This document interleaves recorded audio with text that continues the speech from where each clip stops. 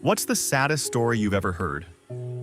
When I was living in a third world country years ago, there was this guy about my age, I was 19 at the time, who was blind, and sometimes wandered the streets of my neighborhood selling brooms, which he carried in a bundle in his back.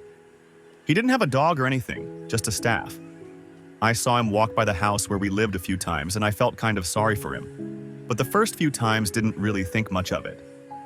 What struck me about him, I suppose, was that he was my age. Normally, poor people on the streets are very old or very young, or maybe women with children. Here was a dude that looked otherwise healthy, yet was obviously quite destitute, but tried to make a living despite his disability. And believe me, it's quite different to live with a disability in a country like that than it is in France or the US.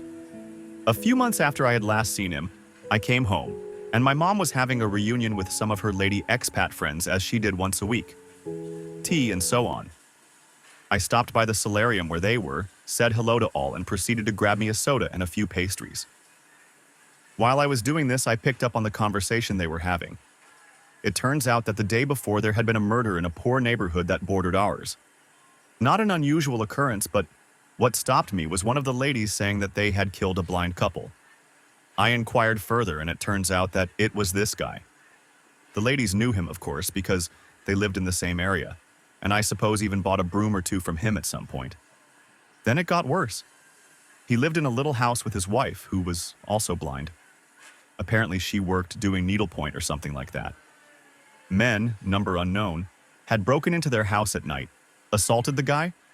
I mean, how could he defend himself? And while he was lying on the floor bleeding, raped his wife repeatedly. Then they stabbed her and kicked the guy's head in against the concrete floor of the house as they were leaving, killing him. She was still alive when they found her the next morning, but she died later. These were two disabled kids who had rallied against poverty and discrimination and tried to make it in the world on their own. They didn't deserve it. I think this has stuck with me over the years as something very sad because I always remembered seeing the guy walking slowly with his staff clicking on the pavement, yelling out, "Brooms, brooms," and I wanted to come over and talk to him, ask him what his name was if he had been born that way, and maybe help. Hell, maybe even buy a broom I didn't need. But I never did it. I could never shake the feeling that maybe I could have done something for him, and his wife if I had known she existed, that maybe I could have prevented that from happening to them. His name was Ernesio, and his wife's name was Zoila.